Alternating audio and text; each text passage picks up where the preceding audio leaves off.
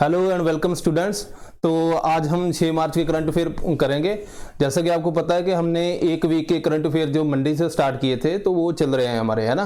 तो कुछ बच्चों ने ये भी सजेस्ट किया कि सर अगर आप ये वीडियो को थोड़ा एडवांस कर दें, 12 o'clock कर दें, एक स्टूडेंट ने लिखा था।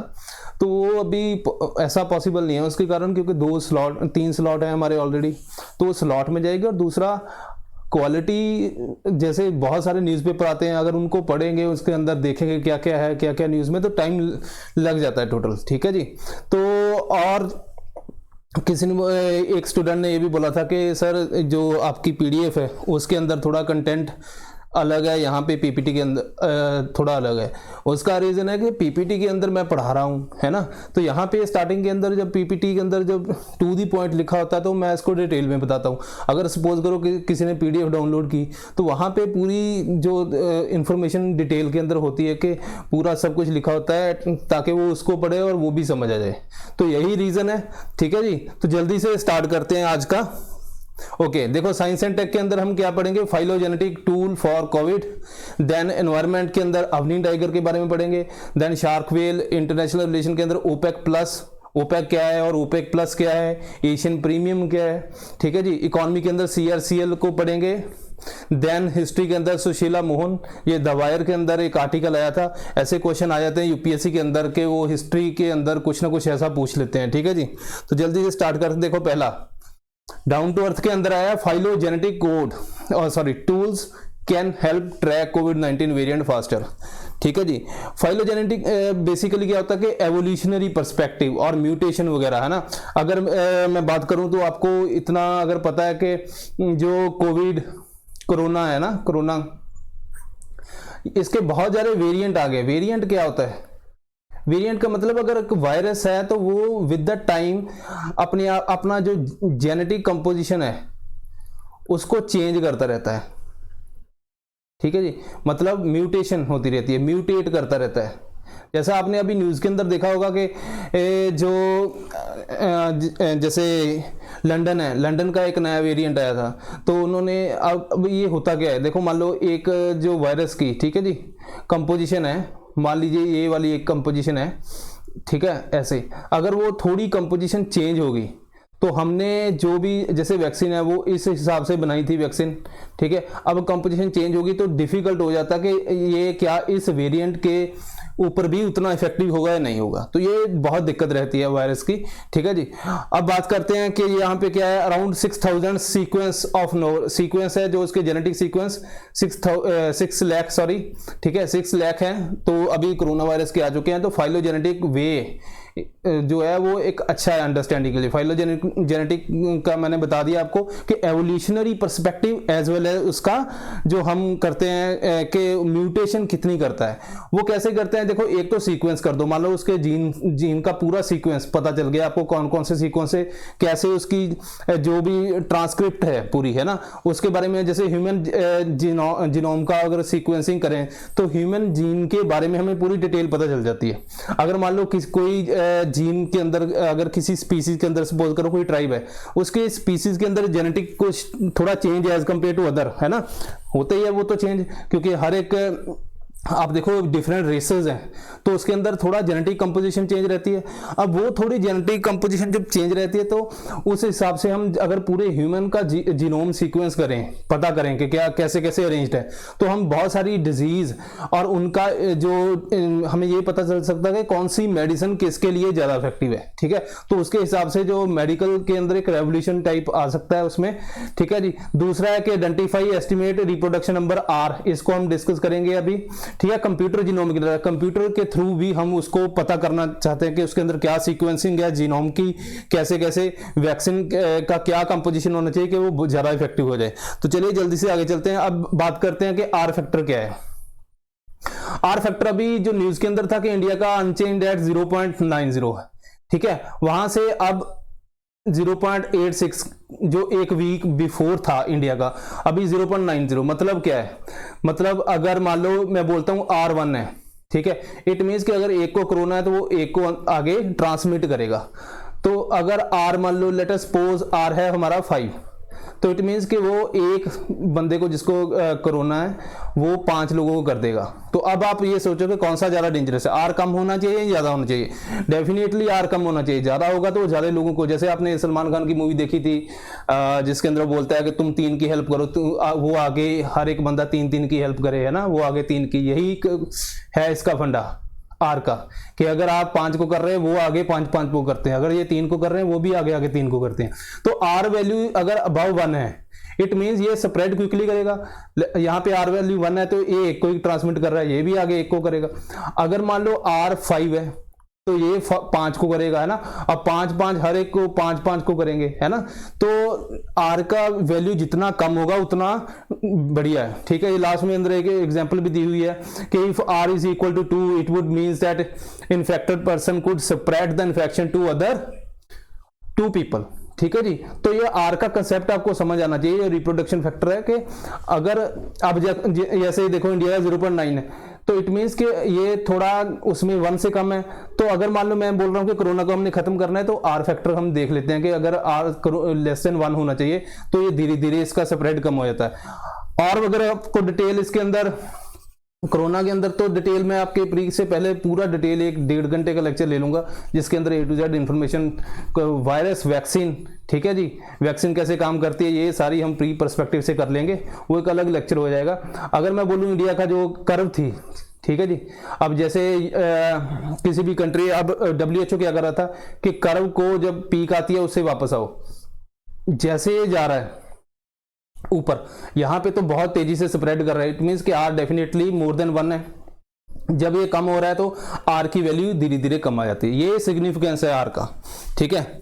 ओके, अब बात कर लेते हैं हर्ड इम्यूनिटी। हर्ड इम्यूनिटी आपने न्यूज के अंदर सुना होगा कि हर्ड इम्यूनिटी की बात करते हैं। हर्ड इम्यूनिटी क्या है? हर्ड इम्यूनिटी बेसिकली या तो जैसे मान लो किसी को कोरोना हो गया, ठीक है, उसके बाद उसके अंदर बॉडी के अंदर इम्यूनिटी जनरेट हो जाती है। इम्यूनिटी कैसे जनरेट होती है? मान लो कोई वायरस है, ठीक है जी, हमारी बॉडी के अंदर गया, हमारी बॉडी क्या प्रोड्यूस करेगी? एंटीबॉडीज। एंटीबॉडीज, ठीक है, तो वो उससे रिकवर करती जाएगी धीरे धीरे। जैसे जिन्होंने इससे रिकवर किया है ना, कोरोना वायरस से, तो जो कोविड से जिसने रिकवर किया है तो उसकी बॉडी के अंदर क्या जनरेट हो गया? कैसे रिकवर किया? उसकी बॉडी के अंदर उसको लड़ने के लिए पावर होगी, है ना, तो वो पोटेंशियल होगा तभी तो रिकवर किया है, और प्लस मेडिसिन वगैरह। तो इट मीन्स कि अगर उसकी बॉडी ने रिकवर कर लिया है ना यहाँ पे, तो उसकी बॉडी के अंदर अब एंटीबॉडीज बन गई हैं। तो ये एंटीबॉडीज एक इम्यूनिटी क्रिएट करती हैं, ठीक है। दूसरा मेथड क्या है? मान लो किसी को वैक्सीन दे दी। वैक्सीन क्या होती है? वैक्सीन के अंदर एक वीक एंटीजन होता है, वीक भी हो सकता है, किल्ड भी हो सकता है। मैंने इसके ऊपर एक वीडियो बनाई हुई है, ठीक है, आगे चल के और डिस्कस भी करेंगे। मान लो ये वीक है, ठीक है जी, ये हमारी बॉडी के अंदर गया, ठीक है, बॉडी क्या करेगी? अब इससे फाइट करेगी, तो वहां पे बॉडी के अंदर एंटीबॉडीज जनरेट होती हैं, बनती हैं उससे फाइट करने के लिए। तो ये इम्यूनिटी आ जाती है। जो अभी वैक्सीन भी आप लोगे उससे ऐसा ही होगा, आपकी बॉडी के अंदर इम्यूनिटी हो जाएगी कि कल को अगर जब कोरोना आपके अंदर इन्फेक्ट होगा, वायरस मान लो इन्फेक्शन होगी, तो उस टाइम पे हमारी बॉडी के अंदर ऑलरेडी इम्यूनिटी उसके खिलाफ होगी, ठीक है जी। तो ये तो होगी इम्यूनिटी की बात। अब हर्ड इम्यूनिटी की बात कर लेते हैं। अब ये देखो, जो रेड कलर के आपको दिख रहे हैं ना, रेड कलर क्या है? Infected people. तो जो स्काई ब्लू है ये ससेप्टिबल पीपल है, ठीक है जी। यहां पे देखो ये वाले ग्रीन कलर, ये क्या है? इम्यून। इनके अंदर इम्यूनिटी आ गई है। इम्यूनिटी कैसे आ सकती है? या तो वो पहले इन्फेक्टेड रहे हों, ठीक है, जैसे कोरोना के अंदर इन्फेक्शन होगी। दूसरा मेथड क्या है कि उसको वैक्सीन मिल गई हो, अब इनके अंदर इम्यूनिटी आ गई। अब देखो जिनको ये वाला है इसको कोरोना हुआ पड़ा है, ठीक है, लेकिन जो साइडों में है ये वाले ग्रीन कलर के, इनके अंदर क्या है? इम्यूनिटी है। अगर इनको इन्फेक्शन चली भी गई तो इनको कुछ इम्पैक्ट नहीं, इनके अंदर एंटीबॉडी है, तो यहाँ पे ये सेफ है। जो अनसेफ है, ठीक है जी, ये वाले बाहर जो ससेप्टिबल है, ये इनके बीच में एक बैरियर आ गया, ये वाला, ये ग्रीन कलर का है ना। तो ये बैरियर क्या कर रहा है कि अब बैरियर, इट मीन्स कि यहाँ पे रेड से अगर मैं सीधा इसके अंदर ट्रांसफर करना चाहूँ तो नहीं होगा, है ना, क्योंकि ये उसके आसपास नहीं है, बीच में बैरियर आ गया। तो यही कंसेप्ट है हर्ड इम्यूनिटी का। मतलब अगर आप कुछ, अब ये देखो यहाँ पे क्या 100% पॉपुलेशन इम्यून है? नहीं है, कुछ परसेंट है जो एक बैरियर क्रिएट करती है।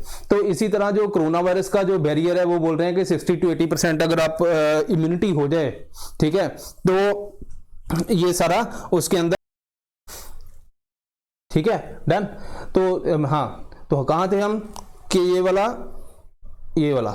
ठीक है, कि यहाँ पे अगर कुछ मतलब 100% नहीं, अगर आप 60 to 80% कोरोना के अंदर इम्यूनिटी जनरेट कर दे तो इट मीन्स कि यहाँ पे जो बाकी जनता है वो बच जाएगी। अब इसका कई बार वो क्रिटिसाइज भी करते हैं, नेगेटिव भी है कि लोग एक फ्री राइड लेते हैं। फ्री राइड मतलब कि जैसे मान लो उनको पता है कि जिस जनता ने ले ली वैक्सीन, है ना, कुछ लोगों ने वैक्सीन ले ली है, कुछ लोगों को कोरोना हुआ था वहां से इम्यूनिटी आ गई है, अब हमें कोई खतरा नहीं है ना, तो वो थोड़े से इररिस्पॉन्सिबल हो जाते हैं। यही कंसेप्ट है हर्ड इम्यूनिटी का। Then 2 years after man eater Avni, ठीक है, टाइगर के बारे में बात की गई है, टाइगरस के बारे में। इसके बारे में हमें ज़रूरत नहीं है, ये सारा अवनी कैसे उसकी डेथ हुई थी, उसको मारा गया था, सुप्रीम कोर्ट ने बाद में केस गया, ठीक है। ये इंडियन एक्सप्रेस के अंदर है। कुछ क्रांतिकारी बच्चे होते हैं कि भाई हमें ये पढ़ना है डिटेल के अंदर, कहानियों को शौक होता है, तो वो इंडियन एक्सप्रेस के अंदर डिटेल देख सकते हैं, ये हमारे लिए इंपॉर्टेंट नहीं है। यहाँ पे हम पेंच टाइगर रिजर्व की बात डेफिनेटली करेंगे, तो जो यूपीएससी के पर्सपेक्टिव से उसकी बात करूंगा, ठीक है। प्रोजेक्ट टाइगर हमने 1973 के अंदर स्टार्ट किया था। एक चीज आप मुझे बताना, ठीक है, क्या जब 1973 के अंदर हमने प्रोजेक्ट टाइगर स्टार्ट किया था उसके पहले कुछ टाइगर रिजर्व थे इंडिया में या नहीं थे? ठीक है, मैं तो बताऊंगा लास्ट, बाद में बताऊंगा अगली क्लास में, लेकिन चेक तो कर लें थोड़ा सा, ठीक है। नेशनल टाइगर कंजर्वेशन अथॉरिटी 2005 के अंदर बनी, जो प्रोजेक्ट टाइगर था 1973 के अंदर था। तो अब 2006 के अंदर इन्होंने वाइल्ड लाइफ प्रोटेक्शन एक्ट जो 1972 था उसके अंदर हमारा क्या है, शेड्यूल 1 से लेके 6 तक आता है ना। तो उसके अंदर क्या होता है, शेड्यूल 1 के अंदर जो बहुत ज़्यादा प्रोटेक्शन होती है, ये भी यूपीएससी में बहुत बार आ चुका है क्वेश्चन। शेड्यूल 1 के अंदर जैसे टाइगर है, लायन है, ये सारी स्पीसीज शेड्यूल 1 के अंदर आती हैं। मैंने ये ऑलरेडी बताया हुआ कि जो ब्लैक बग था, जैसे सलमान खान का केस था, वो भी शेड्यूल 1 के अंदर था, ठीक है। तो यहाँ पे मैक्सिमम प्रोटेक्शन मिलती है। जैसे मैक्सिमम प्रोटेक्शन मिलेगी मतलब कि अगर कोई इसको मारेगा तो उसको मैक्सिमम पनिशमेंट भी मिलेगी, है ना। तो अब बात करते हैं कि उसके बाद इसका चेयरमैन कौन है एनटीसीए का। इसका जो चेयरमैनशिप है वो एनवायरमेंट मिनिस्टर के पास है। इसके अंदर 8 मेंबर, 3 MP, 2 लोकसभा के, 1 राज्यसभा का। लेकिन आपको ये याद नहीं करना, आपको सिर्फ इतना याद रखना कि जो चेयरमैनशिप है जो एनवायरमेंट मिनिस्टर के पास आती है। उसके बाद आपको दूसरी चीज जो याद करनी है कि भाई इसके अंदर MP भी होते हैं इसके मेंबर में, लोकसभा और राज्यसभा दोनों के। नंबर याद रहे ना रहे कोई बात नहीं है, यूपीएससी ऐसा नहीं पूछती। Inspector general of forest ex officio member of secretary, आपको जो डेफिनेटली इन्फॉर्मेशन ये चाहिए। दूसरा आप देखो स्टैट्यूटरी बॉडी है, क्यों? क्योंकि एक्ट के अंदर है ना। आपको ये पूछा जाएगा कि एनटीसीए का किस एक्ट के अंदर है, wild life environment protection act के बारे में अगर उसने पूछ लिया कि इसके अंदर है या नहीं है, तो ये इसके अंदर नहीं है, याद रखना। फॉरेस्ट एक्ट वगैरह इसे ऐसे वो चेंज कर देंगे यूपीएससी वाले, ठीक है। तो wild life protection act 1972 number 1 information याद करनी है। दूसरी मैंने पूछा आपसे कि बताओ इससे पहले टाइगर रिजर्व थे इंडिया के अंदर के नहीं, ठीक है। तीसरा इसका चेयरमैनशिप। चौथा कि क्या कोई MP वगैरह इसका मेंबर होता है, बस इतनी। ओके, अब टाइगर रिजर्व के बारे में बात कर लेते हैं। पहले हमने पिछली क्लासेस के अंदर क्या किया था, बायोस्फीयर रिजर्व, वहां पे देखा था ना, core area, buffer area, transition area. यहाँ पे इसके अंदर कोर एरिया है, ठीक है, मैक्सिमम प्रोटेक्शन होती है यहाँ पे। उसके बाद बफर जोन है, ठीक है। इसके अंदर 2 जोन ही हमने बना के रखी हुई है, और बफर जोन के अंदर बहुत सारी एक्टिविटीज़ रहती हैं, ये सारी लिखी हुई है मैंने, ठीक है। तो ये आप देख लेना एक बार। उसके आगे चलते हैं कि टाइगर एस्टिमेशन देखो हर 4 साल बाद होता है, एवरी 4 ईयर। 2006 में हुआ, फिर 10 में हुआ, 2014, अब 2018 में। ये हम अभी करते हैं 2020 के अंदर इसकी रिपोर्ट आई है। अब बात करते हैं कि जो लाइन साइंसेज है वो कितने टाइम में होता है, वो हर 5 साल बाद होता है, ये याद रखना, ठीक है। अब टाइगर एस्टिमेशन, जो 4th टाइगर एस्टिमेशन 2018 का जो डेटा है हमारे पास, वो क्या कहता है, Guinness book of world record के अंदर पहले ये बात करते हैं कि एनटीसीए उसके अंदर इन्वॉल्व होता है, ठीक है। अब बात करते हैं कि टाइगर सेंसस के अंदर हमें क्या और क्या क्या जानना है।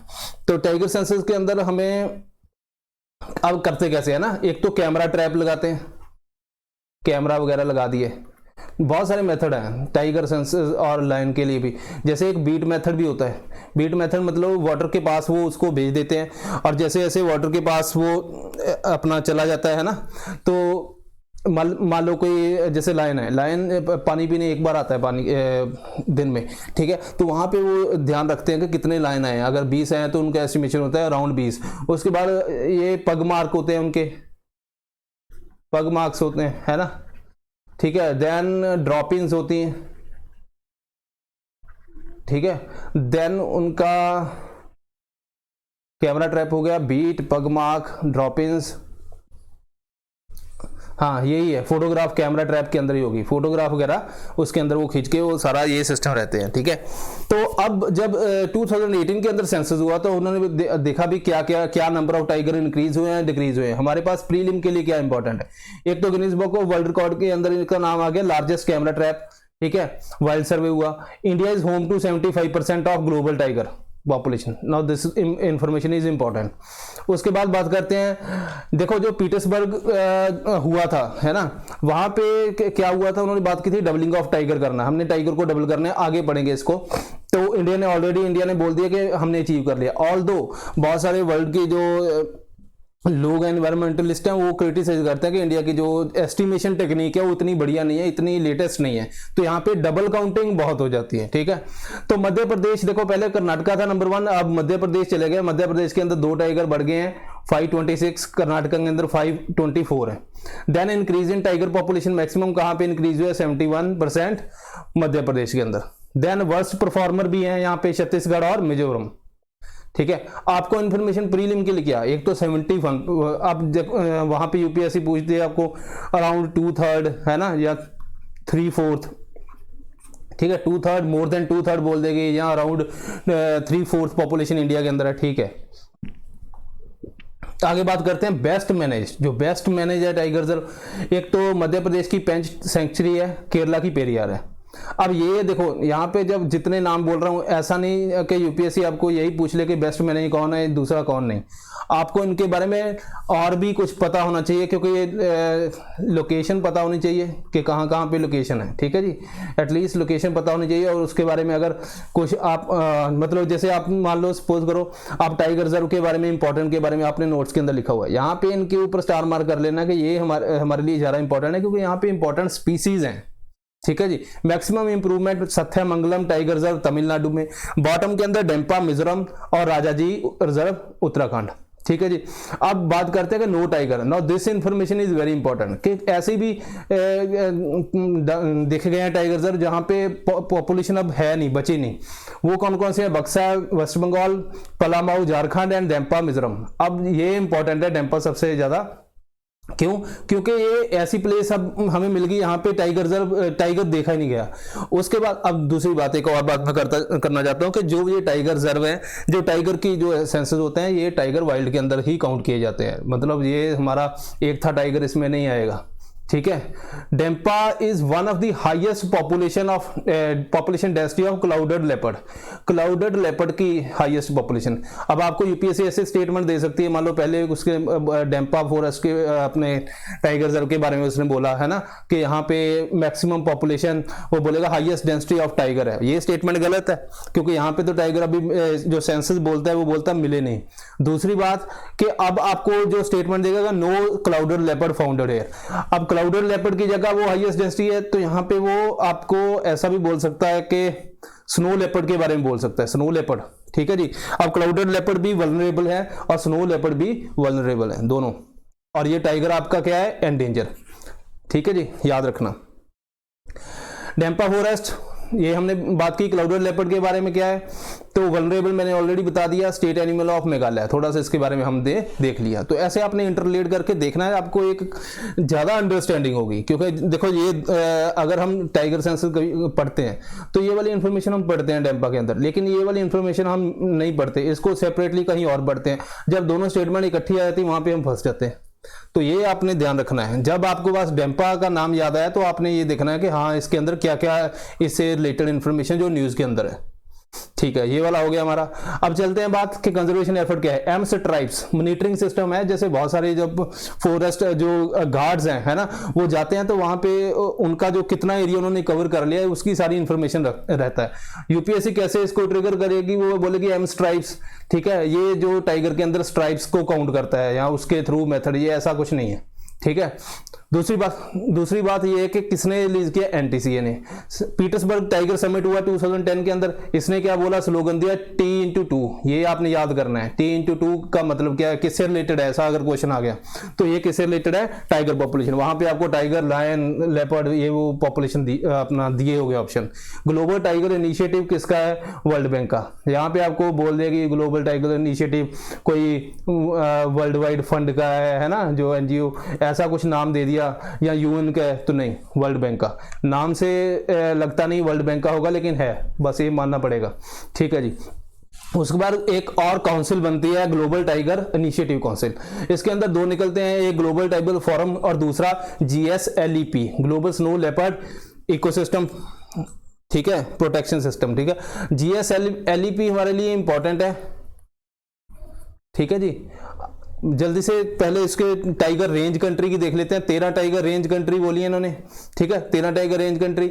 लेकिन जो 2019 दिसंबर के अंदर एक आर्टिकल आया था न्यूज़पेपर के अंदर, उसने बोला अब 13 की जगह सिर्फ 10 रह गई हैं, ठीक है जी।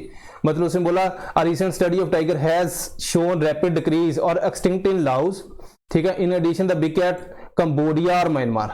ये इनके अंदर भी, मतलब अगर आपको ऐसा क्वेश्चन आएगा नहीं खास, तो इसमें एक तो आपको टाइगर कंट्रीज जो 13 हैं उनके नाम पता होने चाहिए। यहाँ पे लिखे हुए हैं थाईलैंड से लेके वियतनाम, ठीक है, ये एक जगह पे ही हैं। अगर आप मैप के अंदर जाओगे तो मैप के अंदर कोशिश किया करो ट्रेस करने के लिए, आपको एरिया पता चल जाएगा, हाँ इस एरिया के अंदर ही है। वहाँ से जो एक्सटिंक्ट, ऑलमोस्ट एक्सटिंक्ट हो गया लाओस के अंदर, और कंबोडिया और म्यांमार, तो ये आपको याद करना है, ठीक है, ओके। अब GSLEP के बारे में बात कर लेते हैं, ये किससे रिलेटेड है। पहला तो देखो, अगर UPSC ने ये वाला पूरा स्टेटमेंट, हो सकता है कि ये पूरे इसकी डिटेल ना लिखे, GSLEP लिख दे, तो ये तो किससे रिलेटेड है, स्नो लेपर्ड के साथ, ठीक है। इसकी 12 कंट्रीज हैं, India, Nepal, Bhutan, China, Mongolia, Russia. ये भी एक मैप के अंदर आप देखोगे, शायद हो, मैं देखता हूँ एक मैप, नहीं है, ठीक है, मैप के अंदर देखोगे तो यहीं पे पास में ही है सारी कंट्रीज, ठीक है जी। दूसरी बात, इसका एक और प्रोग्राम है सिक्योर 20x20 करके भी है, ठीक है जी, कि जो 20 लैंडस्केप को हमने सिक्योर करना है। तो ये भी आपने, मतलब आपको UPSC इतना डिटेल के अंदर नहीं पूछता होता, वो पूछता है कि ये किससे रिलेटेड है, ठीक है जी। GSLP प्रोग्राम 2019 के अंदर इंडियन जो एनवायरमेंट मिनिस्ट्री उसने ऑर्गेनाइज किया था दिल्ली के अंदर। पेंच टाइगर के बारे में बात करते हैं, क्या इन्फॉर्मेशन प्री के लिए इंपॉर्टेंट है। अब देखो, ये इसमें टाइगर रिजर्व के बारे में बात करूंगा, ठीक है, तो आपको ये देखना है कि मैं क्या क्या ट्रेस कर रहा हूँ। ऐसे ही आपने बाकी टाइगर रिजर्व जो आपने नोट्स के अंदर लिखे हुए हैं या नेशनल पार्क लिखे हुए हैं, तो वो, ठीक है जी। पहले तो वो लोकेशन मैंने बोल दिया था, Satpura Maikal range, very important, ठीक है जी, सतपुरा याद रखना। दूसरी बात, प्रोजेक्ट टाइगर के अंदर इंक्लूड है, ये इन्फॉर्मेशन अगर आप भूल भी गए तो कोई टेंशन नहीं है। Got name from Pench river, ठीक है जी, जो फ्लो करता है। अब रिवर के बारे में आपने कोई भी इंपॉर्टेंट नेशनल पार्क, ऐसा नहीं, ऐसे तो बहुत सारे हैं, सभी का नहीं करना, जो न्यूज़ के अंदर है उसके बारे में देखना है कि रिवर कौन सा, मतलब 1-2 बार पढ़ोगे तो आपको आइडिया हो जाएगा, आइडिया चाहिए बस वहीं पे। इंपॉर्टेंट बर्ड एरियाज है, ठीक है जी। हर्बीवोर्स बहुत ज़्यादा, one of the highest densities है यहाँ पे।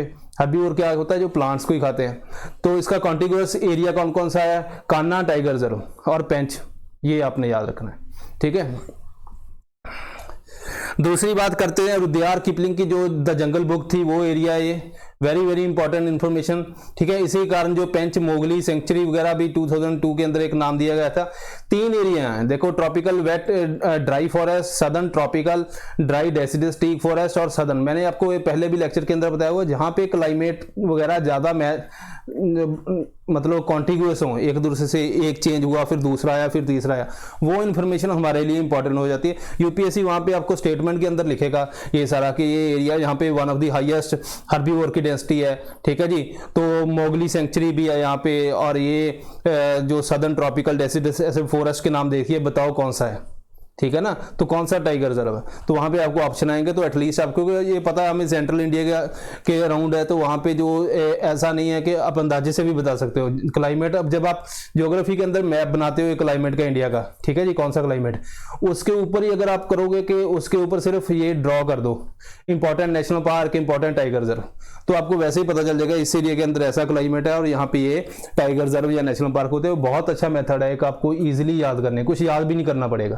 तो मैप को आपको दीवार पे लगा लो या फिर उसके कैमरे से फोटो खींच लो उसके मोबाइल पे, ठीक है, तो आपको बहुत इजी हो जाएगा, कुछ याद नहीं करना, वो छप जाएगा आपके दिमाग में। जल्दी से आगे चलते हैं। Fishers in Orissa rescue for the whale shark. Whale shark के बारे में बात करते हैं। वहां पे रेस्क्यू किया, क्या किया उसके हमें लेना देना नहीं। हमारा जो प्री का मकसद क्या है कि हमें अब व्हेल शार्क के बारे में पढ़ना है, दैट्स इट। यहाँ पे इसको जेंटल जायंट भी बोलते हैं, ठीक है जी। तो लार्जेस्ट व्हेल शार्क एग्रीगेशन कहाँ पे होती है, ये पूछा जा सकता है। दिस इन्फॉर्मेशन इज इंपॉर्टेंट कि जो बोलेगा लार्जेस्ट, जो अब ये बोल सकता है, मान लो पहली स्टेटमेंट मैंने दे दी कि जो रिसेंटली जो व्हेल शार्क है वो उड़ीसा कोस्ट के ऊपर रेस्क्यू की गई, ऐसा एक मैंने बोल दिया। उसके बाद मैंने बोल दिया कि उड़ीसा की कोस्ट जो largest aggregation of whale shark है, वो स्टेटमेंट आप उसमें पहले में बह जाओगे, है ना। पहली स्टेटमेंट अगर आपको पता है तो उसमें बह जाओगे और सेकंड आप गलत कर दोगे। Largest whale shark aggregation India कहां पे है, गुजरात के अंदर, गुजरात कोस्ट के अंदर, ठीक है जी। बे ऑफ बंगाल की अगर देखें तो जो वो वहां पे है वो आंध्र प्रदेश के अंदर है, ठीक है। Non profit organisation wildlife trust of India काम कर रही है, ठीक है, गुजरात के अंदर इसको कंजर्व करने के लिए। जो wildlife trust of India आपने देख लिया कि एनपीओ है, non profit organisation, NGO type है।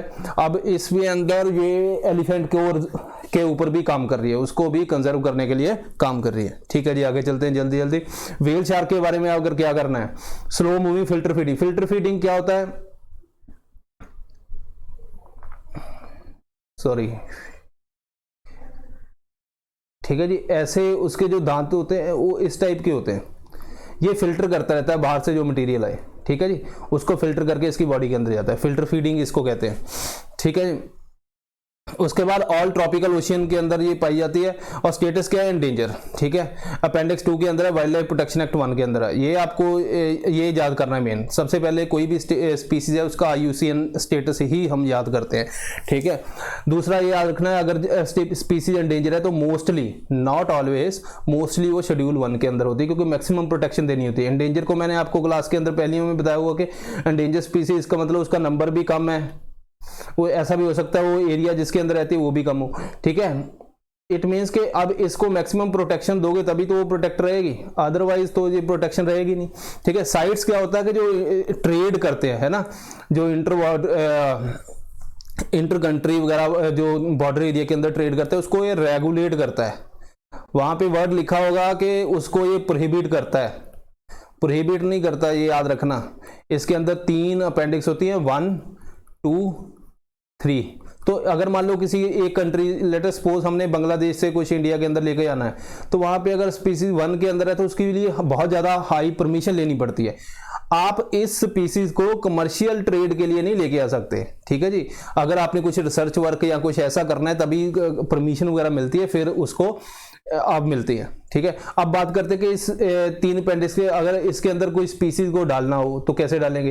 देखो 1, 2 के अंदर तो जो इसके मेंबर्स हैं वोटिंग वगैरह होती है। तीसरी जो अब सबसे ज्यादा प्रोटेक्शन किसमें है, ये वाली। दूसरे नंबर पे ये, तीसरे नंबर पे ये। तो पहली 2 के अंदर तो वोटिंग होती है जो मेंबर्स हैं। अब तीसरी के अंदर जो कंट्री रिक्वेस्ट करती है कि इसको इसके अंदर डाल दो ताकि प्रोटेक्शन हो जाए, है ना, इलीगल ट्रेड भी कम हो जाए, ठीक है। तो प्रोटेक्शन बढ़ाने के लिए तो वो कंट्री की रिक्वेस्ट के ऊपर ही हो जाता है सारा काम। ओके, अब बात करते हैं IR के अंदर, ठीक है। अब स्टूडेंट ने एक ने ये भी बोला था कि सर आप ये बता कौन से GS1 है, GS2 है, ठीक है, ये कौन सा है, IR के अंदर है, पेपर 2 के अंदर। अब मैं आपको एक और बात बताता हूँ कि देखो ऐसा कुछ नहीं होता कि खास के GS1, 2, 3 के अंदर क्या क्या है। ये आपके ऊपर डिपेंड है कि आप एक इन्फॉर्मेशन को कैसे GS1, 2 और 3 में यूज करते हो, ठीक है। इस इंफॉर्मेशन को ऊपर की आप किस में यूज करना चाहते हो बताओ। अगर आप एनवायरनमेंट में भी यूज कर लोगे, है ना, कि ऊपर जो है वो कंट्री के आप इकोनॉमी में यूज कर लोगे। एनवायरनमेंट एंगल भी है ऑयल का, ठीक है जी, ऑयल रिकवरी के बारे में कि हाँ जी इससे एनवायरनमेंट पोल्यूशन होता है। इसको आप इसमें पॉलिटिकल एंगल से भी देख सकते हो कि जितना ज़्यादा यहाँ पे इंडिया का बर्डन बढ़ता जा रहा है, हम हमारे जो रिन्यूएबल सोर्सेज हैं उसको हम इतना कैप्चर नहीं कर पा रहे, है ना। तो पॉलिटिकल एंगल के ऊपर जो हमारा जो क्रिटिसिज्म है, अगर आप वो कर ना सकते हो तो वो कर सकते हो। तो जितना जहाँ पे मर्जी इसको ऐड कर लो, ऐसा कुछ है नहीं, लेकिन फिर भी मैं चलो कोशिश करूंगा कि साथ साथ मैं बताता जाऊं। अब ओपेक ने क्या किया है, ठीक है, ओपेक के क्या किया, उसने बोला सप्लाई इंक्रीज नहीं करनी। आपको पता है कि ऑयल के प्राइसेस इंडिया के अंदर बढ़ रहे हैं, ठीक है, जो इंटरनेशनल प्राइसेस भी बढ़ रहे हैं। उसके बाद सेंटर एक्साइज लगाती है, स्टेट वैट लगाता है। आपको ये भी पता है GST के अंदर अभी इसको डाला नहीं गया, ठीक है, मतलब GST अंदर है बट एज सच वो उसको इसके ऊपर अभी GST लगता नहीं है, ठीक है जी। 5 हाइड्रोकार्बन है, crude oil, petrol, diesel and natural gas है, और जो एविएशन फ्यूल है, जो जहाज़ों के बारे में बात करते हैं कि बहुत सारे जो उनकी भी यही कंसर्न है कि जो स्टेट अपना वैट लगाती है उसके अंदर बहुत ज़्यादा लगा देती है, और अराउंड 50% कॉस्ट जो फ्लाइट की है वो तेल में निकल जाती है, ठीक है जी। और हाईली प्यूरिफाइड ऑयल होता है, याद रखना ये एविएशन वाला। ओपेक के बारे में हमने याद करना है, देखो permanent inter governmental. Now this information is very important. अगर कोई भी बॉडी इंटर गवर्नमेंटल है तो आपको याद रखना है, वो बोल देगा ये इनफॉर्मल बॉडी है तो वहां पे फंस जाओगे आप। इनफॉर्मल नहीं है, गवर्नमेंट ने बनाई है, डिफरेंट ने, तो इंटर गवर्नमेंट। अब पहले ये भी बात कर लेते हैं ओपेक को बनाया क्यों है, ऐसा क्या हो गया। देखो भाई, जो ऑयल प्रोड्यूसिंग कंट्रीज हैं वो चाहती हैं कि हम सभी कंट्रीज मिलके एक है ना कार्टेल बना ले, ठीक है जी। कि भाई अगर हमने कोई ऑयल बेचना है, ठीक है, तो उसका प्राइस ऐसा ना हो कि मान लो अगर सपोज करो ये सारी कंट्रीज अलग अलग हैं, एक कंट्री ज्यादा प्राइस को ज्यादा सप्लाई करती है, प्राइस डिक्रीज हो जाता है, तो बाकी कंट्रीज जहां जो इंपोर्ट कर रही हैं, अब इंडिया है, चलो यहाँ पे एग्जांपल ले लेते हैं, मान लो ये ओपेक नहीं है, सऊदी अरेबिया है और वेनेजुएला है, ठीक है जी। सऊदी अरेबिया ने क्या किया कि ज्यादा सप्लाई कर दी, अब वेनेजुएला ने कम की है, तो सऊदी अरेबिया में प्राइस बहुत डिक्रीज हो गया। अब इंडिया सपोज करो यहाँ पे से तेल ले रहा था, अब यहाँ पे जाएगा, यही है, ठीक है। लेकिन अब इकट्ठे हो गए, अब ये सप्लाई इंक्रीज और डिक्रीज अपने इंटरेस्ट के हिसाब से करते हैं कि कम कर दी या ज्यादा कर दी, ठीक है। अब ओपेक का मेंबर कौन बन सकता है, कोई भी कंट्री बन सकती है, लेकिन उसकी खासियत क्या होनी चाहिए, एक्सपोर्टर ऑफ ऑयल। ऐसा ना हो अब इंडिया क्या बन के करेगा वहां पे, है ना। तो जो एक्सपोर्टर हैं बड़े बड़े वही कंट्रीज इनके मेंबर बनती है। अच्छा, तो पहले 1960 के अंदर 5 कंट्री ने मिलके 1 2 3 4 5 इन्होंने मिलके बनाया। इसका हेडक्वार्टर कहाँ है, ऑस्ट्रिया। अगर आप जो स्टेट के एग्जाम की तैयारी करोगे तो ये हेडक्वार्टर वगैरह याद रखना। अब बात करते हैं मेंबर्स की। मेंबर देखो इसके चेंज होते रहते हैं, कोई क्विट कर जाता है, कोई है ना टर्मिनेट किसी को कर देते हैं, तो इसीलिए जो उनकी जो ऑर्गेनाइजेशन है, आज की डेट की बात कर रहा हूं मैं, ठीक है। हो सकता है आने वाले 2-4 महीने में कुछ चेंज हो जाए, लेकिन आज की डेट के अंदर कतर, इंडोनेशिया, देन इक्वेडर, ये नहीं है, तो टोटल कितने 13 मेंबर है, ठीक है। इक्वेडर सस्पेंड हो गया था, उसके बाद विड्रॉ कर ली इसने अपनी, इंडोनेशिया ने भी सस्पेंड कर दी अपनी मेंबरशिप 2016। बेसिकली ये सस्पेंड क्यों करते हैं, मान लो अब एक ग्रुप है ना टोटल, अब उनकी जो आपस में जो आइडियोलॉजी है वो मैच नहीं करती तो क्या होगा, फिर वो एक दूसरे को, तो फिर वो कई बार छोड़ देते हैं, ठीक है। इसके अंदर हम एक केस भी करेंगे। गैबन है तो उसने क्या किया, रिजेक्ट कर दिया, ठीक है, उसके अंदर भी हो गया। और कतर है, उसकी टर्मिनेटेड हो गई है 2019 के अंदर। अभी मोटी मोटी फिर 13 हमारी जो मेंबर कंट्रीज रहती है। अगर आप 2019 के अंदर जाओगे कुछ डेटा हो सकता है चेंज हो, लेकिन अभी जो OPEC.org जो इनकी ऑफिशियल साइट है वहां पे यही इंफॉर्मेशन है आज की डेट में। आगे चल के कोई आ जाए, कोई ना आए, या कोई और टर्मिनेट हो जाए तो वो थोड़ा चेंज आ सकता है, तो आपको यूपीएससी के अंदर मेंबर पूछे जा सकते हैं, क्योंकि ये इंपॉर्टेंट ऑर्गेनाइजेशन है। ओपेक ऑयल प्रोडक्शन की अगर मैं बात करूं तो सबसे ज्यादा यहाँ पे सऊदी अरेबिया प्रोड्यूस करता है, ठीक है। तो अब ये देखो, अगर आप जैसे मान लो कोई भी इंटरनेशनल बॉडी देखते हो, वहां पे क्या होता है कि जीडीपी के हिसाब से शेयर होते हैं, या उसकी कॉन्ट्रीब्यूशन के हिसाब से शेयर होते हैं, है ना। शेयर होता है कि उस कंट्री की उस ऑर्गेनाइजेशन में कितनी वैल्यू है, उसकी चलती है नहीं चलती। यहाँ पे जो मैक्सिमम ऑयल प्रोड्यूसर है वो कौन है, सऊदी अरेबिया। तो सऊदी अरेबिया चलती है। सऊदी अरेबिया जो यूएस का बहुत खास एक फ्रेंड है, और ये यहाँ पे सुन्नी पॉपुलेशन ज्यादा है। आपको पता है वेस्ट एशिया के अंदर सुन्नी वर्सेस शिया चलता रहता है ना, जो ईरान के अंदर है।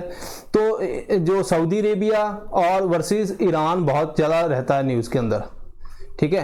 तो ईरान की ग्रुपिंग के अंदर भी ये ग्रुप जो इशू रहता है पूरा टोटल। अब कतर की जो इसने क्विट कर दिया, अब कतर की प्रॉब्लम क्या थी, देखो एक तो कतर, यहाँ पे देखो कतर की जो ऑयल प्रोडक्शन है तो वो बहुत कम है। इट मीन्स कि कतर की क्या औकात होगी इसमें, है ना, उसको बोलने नहीं देंगे, थोड़ा सा तो ऑयल चुल्लू भर वो रिलीज करता है।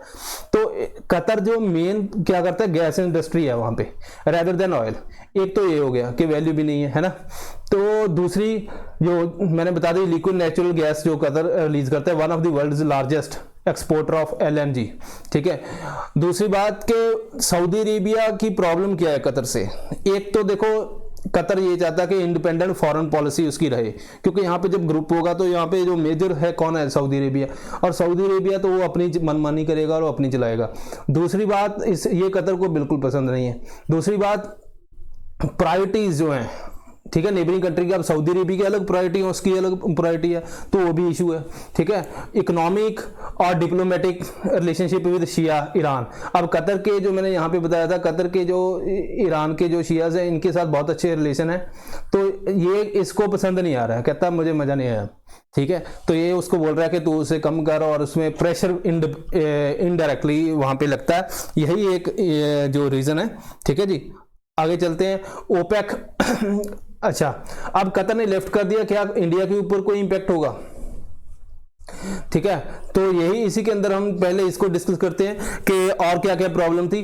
तो कतर ने जो सऊदी अरेबिया है वो क्या बोल रहा है कि उसने जो कतर ने वो टेररिस्ट का साथ दे रहा है, और टेररिस्ट के साथ उसका जो हमने बोला है उसको कम करे।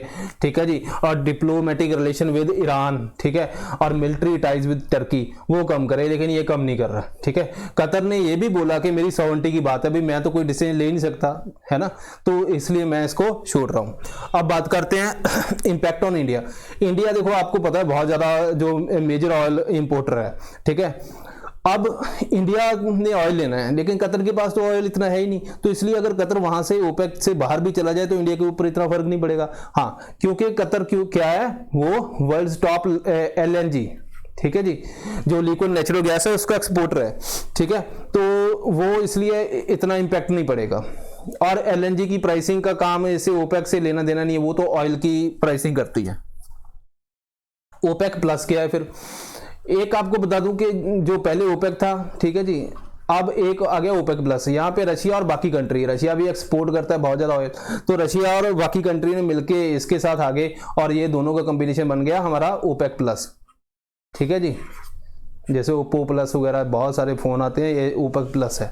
ठीक है, तो अब ऐसा क्यों किया? क्योंकि अब ये कंट्रोल करते हैं 50% ग्लोबल ऑयल सप्लाई, ठीक है, एंड 90% प्रूवन ऑयल।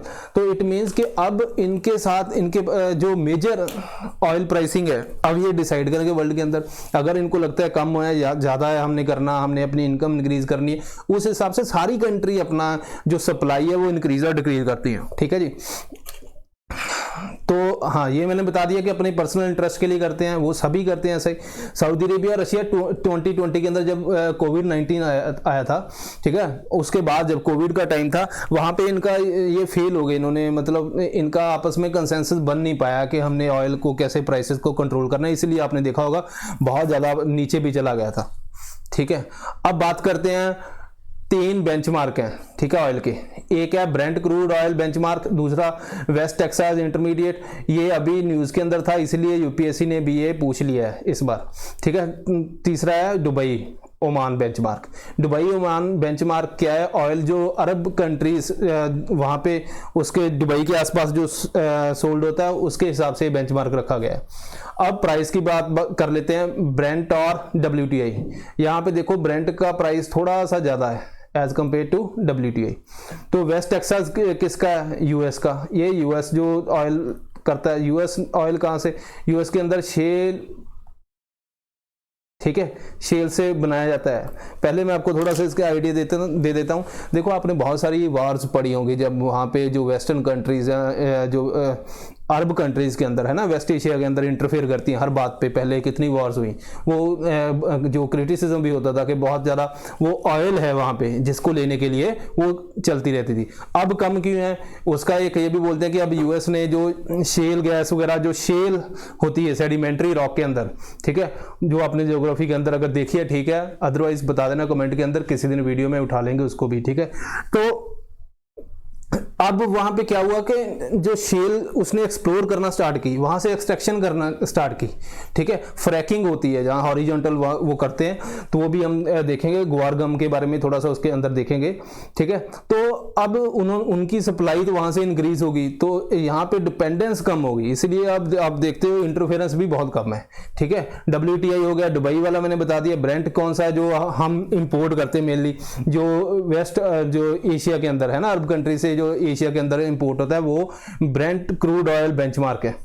ठीक है जी, India import mainly from OPEC. ठीक है जी, तो ये ब्रेंट से ही ज्यादा लेना देना है। इंडिया यूएस से इंपोर्ट करता है, डेफिनेटली करता है। ठीक है, अब बात कर लेते हैं थोड़ा सा प्रीलिम इफेक्ट की कि इंडिया के अंदर जो लार्जेस्ट जो इंपोर्टर है वो कौन सी कंट्री है, जनवरी 2021 इस टाइम की न्यूज़ है ये। आगे चल के कुछ ऊपर नीचे होता है तो अगर न्यूज़ के अंदर आएगा हम तो डेफिनेटली करेंगे, आप भी ध्यान रखना, ठीक है जी। दिसंबर के अंदर, जो दिसंबर है उसके अंदर Iraq remained top, number 1 Iraq आ गया, नंबर 2 हमारा Saudi Arabia, 3 UAE, Nigeria must as the 4th, Nigeria pushing US down to 6th after Brazil, 5-6, ठीक है जी। तो ये हमारे जो थे जो अभी के मतलब जो लेटेस्ट इन्फॉर्मेशन के हिसाब से है, आगे चल के चेंज होता है वो देख लेंगे, ठीक है। तो ये आपको थोड़ा सा पता होना है। ब्रेंट और WTI के बारे में हम थोड़ा सा डिटेल में देख लेते हैं। ब्रेंट मैंने बता दिया है, नॉर्थ सी के आसपास वहाँ से जो निकलता है वो है, ठीक है जी।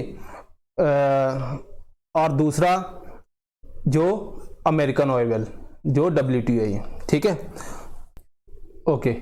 दूसरी बात, ये आपने ऑर्डर देख लिया, अब इसके बारे में थोड़ी सी डिटेल चलते हैं। तो ब्रेंट जो नॉर्थ सी, अब नॉर्थ सी कहाँ पे है, पहले ये देखो। अभी एक और चीज न्यूज के अंदर थी, नीड, ये एक डैम बना रहे हैं। आपको पता है क्लाइमेट चेंज हो रहा है ना, क्लाइमेट चेंज हो रहा है, उससे जो सी का लेवल है, ओशन का लेवल है, वो इंक्रीज कर रहा है। तो यहाँ पे नॉर्थ सी है, ठीक है जी। तो यहाँ पे जो ये क्या है, यूके टोटल यहाँ पे, ठीक है, और इसको छोड़ दो इसके बारे में। अब यहाँ पे एक डैम बना रहे हैं नॉर्वे से लिंक करके, और दूसरा यहाँ से इस साइड को डैम बना रहे हैं, ठीक है, ताकि ये पूरे नॉर्थ सी को, बाकी यहाँ पे ओशियन, यहाँ पे लेवल इंक्रीज कर रहा है, तो यहाँ पे भी लेवल इंक्रीज कर रहा है, ठीक है जी। तो इन दोनों मतलब पूरे ओशन के अंदर लेवल इंक्रीज कर रहा है क्लाइमेट चेंज की वजह से। अब ये बोल रहे हैं यहाँ से हम पानी रोक देंगे ताकि नॉर्थ सी के अंदर वाटर लेवल ना इंक्रीज करे। अगर नहीं इंक्रीज करेगा तो नेचुरली इनके लैंड भी सबमर्ज कम होगी, ठीक है, लेकिन इसका खर्चा बहुत ज़्यादा है। तो अभी मतलब प्रपोज है, कुछ ऐसा हुआ कुछ नहीं है उसमें। तो ब्रेंट और WTI के बारे में बात कर लेते हैं, ये तो आ चुका है एग्जाम के अंदर। तो यहाँ पे नॉर्थ सी और नॉर्वे स्वीडन से वहाँ से जो एक्सट्रैक्टर किया जाता है। दूसरी बात, ये ओपेक, इसको कौन यूज करता है, ओपेक करता है, मैंने ऑलरेडी बता दिया, ठीक है। ओपेक ये सारा यूज कर रहा है, और इंडिया भी मेनली, इंडिया के लिए भी यही है, ठीक है। और इसका कौन करता है, यूएस करता है।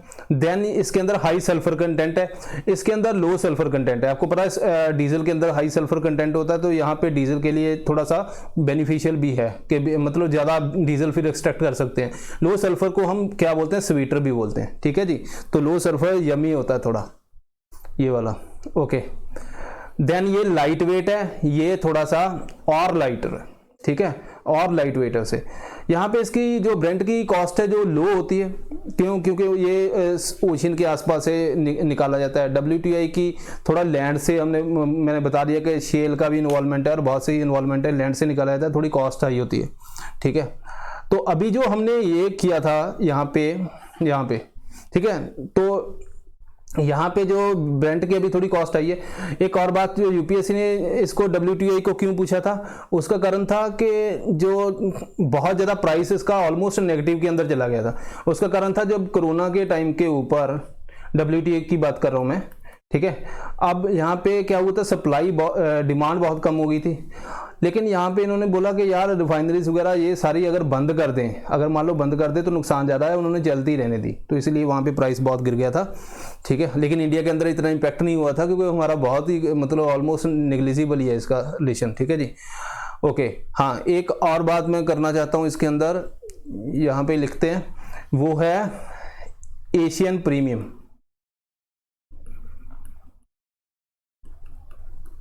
एशियन प्रीमियम क्या, ये जो कंट्रीज हैं इंडिया को एक्सपोर्ट करती हैं, जो एशिया कंट्रीज को एक्सपोर्ट करती हैं, जो वेस्ट एशिया कंट्रीज ऑयल, तो वहाँ पे वो थोड़ा सा प्राइस $2 से $3 पर बैरल एक्स्ट्रा लेते हैं, ठीक है जी, पर बैरल एक्स्ट्रा लेते हैं। प्राइस क्यों लेते हैं एक्स्ट्रा, क्योंकि यहाँ पे कोई जो क्रूड ऑयल का डेरिवेटिव मार्केट वगैरह कुछ नहीं है, और यहाँ पे इतना कंपटीशन नहीं है, ठीक है, तो इसलिए थोड़ा सा एक्स्ट्रा प्राइस लेते हैं। क्योंकि जब यही कंट्रीज जो वेस्टर्न कंट्रीज के अंदर वहाँ पे एक्सपोर्ट करती हैं, तो वहाँ पे आपको पता है और भी प्लेयर्स हैं, ठीक है जी, और भी डेवलप कंट्रीज के अंदर और भी प्लेयर्स हैं, तो उसके लिए कॉम्पिटिटिवनेस के लिए थोड़ा प्राइस लो रहता है यहाँ पे, यहाँ पे थोड़ा प्राइस हाई रहता है क्योंकि और कोई है भी नहीं यहाँ पे, ठीक है। तो ये क्रिटिसिज्म भी करते हैं कि बहुत सारे पैसे बच सकते हैं अगर ये एशियन प्रीमियम को ये खत्म करें, ठीक है जी। अब बात करते हैं सेंट्रल रेवेन्यू कंट्रोल लेबोरेटरी, इसको रिकॉग्निशन मिल गई है। ये थोड़ा सा फैक्चुअल इन्फॉर्मेशन है, तो आपने सिर्फ क्या करना है, CRCL की बारे में बात कर रहा हूँ 1939 के अंदर, मतलब प्री इंडिपेंडेंस की बात हो रही है, ठीक है। बस यही याद रखना है। हेडक्वार्टर 14 लेबोरेटरी, नंबर कुछ नहीं जरूरत, ये सिर्फ एक बार पढ़ना है आपने। तो इसका काम क्या है, बेसिकली ये कस्टम के लिए काम करती है कि जो भी सैंपल वगैरह एक्सपोर्ट करने इंपोर्ट करने उसका जो टेस्टिंग होती है उसके लिए ये हेल्पफुल है, ठीक है। जो central board of indirect tax वगैरह उसके अंदर ये है, उसके अंदर ये हैगी, मतलब इसकी है पोजीशन, ठीक है। और सेकंड WCO, ये हमारे लिए इंपॉर्टेंट है, ठीक है जी, ये रहा, ओके। तो इस इंफॉर्मेशन के अंदर थोड़ा सा हम और देखते हैं CRCL के बारे में, ठीक है। ये सपोर्ट करती है ओपीएम एल्कोहाइड फैक्ट्री प्रोडक्शन, इसका वो एक्सपोर्ट वगैरह के लिए उसकी टेस्टिंग वगैरह होती है। तो ये सारा उसका एनालाइज एंड सर्टिफाई करती है एक्सपोर्ट ऑफ ओपीएम।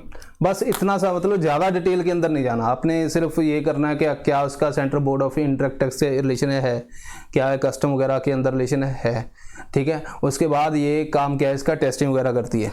अब इसको जो रिकॉग्नाइज कैसे मिली है, रीजनल कस्टम लेबोरेटरी, ठीक है जी, ठीक है। तो अब ये और भी कंट्रीज हैं उनके साथ इसकी थोड़ी मतलब स्टेटस इंक्रीज हो गया है, ठीक है जी। अब रीजनल कस्टम लेबोरेटरी क्या है, केमिकल एनालिसिस करती थी पहले, अब ये एनवायरमेंटल प्रोटेक्शन जैसे ओजोन डिप्लीटिंग सब्सटेंस ODS क्या होते हैं, ये मैन्युफैक्चर्ड होते हैं जो नेचुरल, उसको जो मॉन्ट्रियल प्रोटोकॉल के अंदर हम बात करते हैं, किसके अंदर हम इसको कम करने की कोशिश करते हैं, मॉन्ट्रियल प्रोटोकॉल के अंदर, ठीक है जी। ओजोन आपको पता है ओजोन डिप्लीशन के लिए कौन सा है और ग्रीन हाउस गैसेस के लिए कौन सा है, क्योटो। तो मॉन्ट्रियल प्रोटोकॉल की जब हम बात करते हैं तो यहाँ पे एक बात और याद करनी है, 2016 के अंदर एक एग्रीमेंट हुआ था जिसका नाम है किगाली एग्रीमेंट, ठीक है। इसके अंदर इन्होंने हाइड्रोफ्लोरोकार्बन को बैन करने की बात की थी। क्या हाइड्रोफ्लोरोकार्बन क्या है, ये ग्रीन हाउस गैस है, ठीक है, क्योंकि यहाँ पे हाइड्रोफ्लोरोकार्बन क्लोरीन नहीं है तो ये ओजोन डिप्लीटिंग नहीं है, ठीक है। लेकिन फिर भी ये किसके अंदर है, मॉन्ट्रियल प्रोटोकॉल के अंदर इन्होंने डाला था 2016 के अंदर, और 2019 से स्टार्ट हुआ था बाकी कंट्री को इसको फेस डाउन करो। कहाँ पे यूज होती है, रेफ्रिजरेटर वगैरह जो कोल्ड के लिए, वहाँ पे बहुत ज़्यादा यूज होती है ये। अब इसको मॉन्ट्रियल के अंदर इसलिए डाला था क्योंकि अगर देखो क्योटो का देखो तो आप वहाँ पे इतना वो बाइंडिंग ज़्यादा नहीं है, इतना इन्फोर्स नहीं होता, लेकिन मॉन्ट्रियल इन्फोर्स होता है इसलिए क्योंकि ये बहुत ज़्यादा पोटेंट ग्रीन हाउस गैस है, क्लाइमेट चेंज ज़्यादा होता है, इसको इन्फोर्समेंट के लिए हमने इसको मॉन्ट्रियल प्रोटोकॉल के अंदर रखा है। आगे चलते हैं, वर्ल्ड कस्टम ऑर्गेनाइजेशन, इसके बारे में हमने क्या क्या पढ़ना है। हेडक्वार्टर, अगर आप स्टेट का एग्जाम दे रहे हो बेल्जियम, ठीक है जी, तो ये क्या है, इसका कस्टम से लेना देना है सारा, ठीक है। ओनली, ये इंफॉर्मेशन इंपॉर्टेंट है, only international organization with competence in custom matter, बस ये इंफॉर्मेशन आपने याद करनी है। दूसरी मैंने इंपॉर्टेंट इंफॉर्मेशन क्या बताई थी, इंटर गवर्नमेंटल बॉडी, बस, क्योंकि यही देखो एक पूरा बॉडी को आपने नहीं पढ़ना, आपने सिर्फ उसका नेचर देखना है, क्या वो अगर इंटरनेशनल बॉडी देख रहे हो, क्या यूएन के अंदर है, या फिर वो इंटर गवर्नमेंटल बॉडी है, या फिर वो NGO, 3 हो गए काम। उसके बाद क्या कुछ ऐसा है जो यही काम करती है ना, और उसका हेडक्वार्टर अगर आपने देखना है तो वो आपने देख लेना, क्योंकि अगर आप स्टेट वगैरह का एग्जाम दे रहे हो UPSC ऐसा पूछती नहीं है। इनिशिएटिव क्या है इसका, सेम फ्रेमवर्क है, ये किसके लिए है, ठीक है, सिक्योर करता है ग्लोबल ट्रेड। आपको ये ऐसा क्वेश्चन आ सकता है, सेफ फ्रेमवर्क जो है रिसेंटली न्यूज के अंदर आपने UPSC ने बोल दिया, तो ये किससे रिलेटेड है, कौन सी ऑर्गेनाइजेशन से रिलेटेड है। Then convention on harmonized HS system की बात करते हैं, ठीक है जी। पहले इसको देख लो, तीसरे को, ये वाले को, ठीक है। अब ये क्या है, कोडिंग ऑफ गुड्स, बस ये वर्ड आपने याद रखना है, classification and coding of goods, बस इस वर्ड के लिए important. Convention on simplification harmonisation of custom procedure, ये एक सिंपल कन्वेंशन।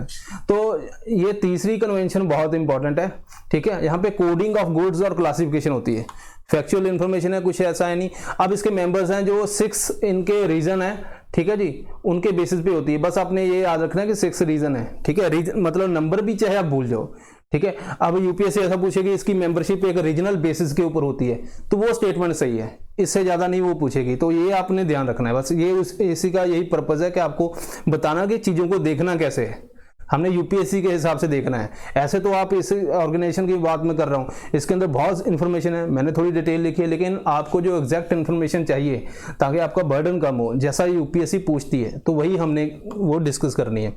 उसके बाद zone of arc, forgotten life of Sushila दीदी, ये आपको जो उसके लिए इंपॉर्टेंट है, हिस्ट्री के लिए, ठीक है। सुशीला दीदी, ये सुशीला मोहन नाम है इनका था, और ऐसे सुशीला दीदी के लिए जाने जाते हैं, जो बर्थ हुआ था पंजाब में। 2-3 चीजें याद करनी है। अब ऐसे क्वेश्चन कैसे आता है, नाम के ऊपर आता है कि एक नाम के ऊपर आपने यूपीएससी ने पूछ लिया कि भाई ये ऑर्गेनाइजेशन के नाम, किसी का नाम बोल दिया, रेवोल्यूशनरी का या फ्रीडम फाइटर का नाम ले दिया, क्या ये मॉडरेट थी, है ना, या फिर एक्सट्रीमिस्ट, या फिर रेवोल्यूशनरी, ये हो गया। दूसरा आता है कि आपको ये पूछा जाता है रेवोल्यूशनरी कौन कौन से थे, नीचे नाम होंगे। तीसरा ऐसा भी आ सकता है कि थोड़ी उसके बारे में डिटेल पूछ ली, ठीक है जी। जैसे एक स्टेटमेंट भी आ गई कि ये कोरी के केस में यहाँ रेवोल्यूशनरी थी मेनली, ठीक है, केस जो रिसेंटली सुशीला मोहन जो थी, है ना, वो एक रेवोल्यूशनरी थी, ठीक है। या फिर आपको पूछ लिया मॉडरेट थी, तो ये आपने याद रखना है, रेवोल्यूशनरी बेसिकली ये क्या है, पंजाब के अंदर जन्म हुआ, उसके बाद इन्होंने रेवोल्यूशनरी जो एक्टिविटीज थी उसके अंदर पार्टिसिपेट किया, ठीक है, उसके बारे में मैंने डिटेल दी हुई है, ठीक है। ये आपने एक बार पढ़ना जरूर है इसको, ठीक है, एक पूरी स्टोरी की तरह, इसलिए मैंने फुल डिटेल दी है कि एक आपका लिंक बन जाए, ठीक है। ये पीडीएफ के अंदर अवेलेबल भी है, ठीक है, ओके। देन आगे भगत सिंह जब अरेस्ट होते हैं, उसके बाद वाइसराय इरविन को प्लान करने के लिए उसमें भी ये पार्टिसिपेट करती हैं, ठीक है, जो पूरा उसका जो प्लान जानने के लिए। उसके बाद वो अटेम्प्ट फेलियर हो जाती है, बाद में भगत सिंह अरेस्ट हो जाते हैं। स्वतंत्रता भारत आपने याद रखना है एक, ठीक है जी, न्यूज़पेपर, सुशीला दीदी ने उसमें लेटर लिखा था। देन आगे आपको जो प्री के लिए याद रखना है कि ये वाला लाहौर किर्क प्लान, अब वो यूपीएससी पूछे किससे रिलेटेड था, रेवोल्यूशनरी एक्टिविटी से था या क्या, एक तो ये सिंपल क्वेश्चन आ गया।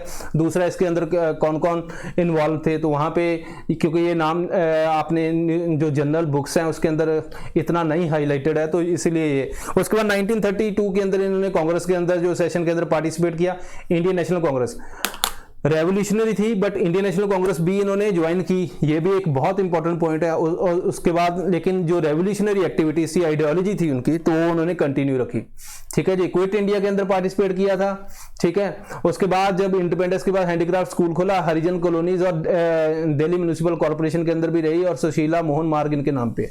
ये इन्फॉर्मेशन वैसे लिखी हुई है, लेकिन आपको ऑर्गेनाइजेशन कौन कौन सी किससे किससे रिलेटेड है, ज्यादा डिटेल के अंदर कुछ नहीं जाना आपने, और इनकी एक्टिविटीज क्या, वो रेवोल्यूशनरी थे या ये थी, वो सारा आपने करना है। उसके बाद हम फटाफट कर लेते हैं कि जो एडिटोरियल कौन कौन से न्यूज के अंदर थे, साइबर सिक्योरिटी के अंदर देखेंगे हम। मंडे को हमारी वीडियो आएगी जो एडिटोरियल के अंदर, तो वो वाला देखेंगे, उसके अंदर डिटेल के अंदर इसको। जो इसरो के अंदर मैंने ये पहले लेक्चर के अंदर वैसे करवाई भी हुई है, organization New Space India Limited वगैरह, तो उसके अंदर आपने ये आपको आसानी हुई होगी आई थिंक इसको पढ़ने के लिए। Then Russia is looking east, अब इंडिया का कनेक्शन क्या है रशिया से, फार ईस्ट कनेक्शन, उसके पर्सपेक्टिव में भी आप रख सकते हो कि एग्जाम के अंदर उसी टाइप से क्वेश्चन आते हैं, ठीक है जी। तो हमने कोशिश की है कि इसको थोड़ा स्पीड भी बढ़ाएं और थोड़ा इसको कम टाइम में भी कवर करें। So this is all about for today, thank you very much.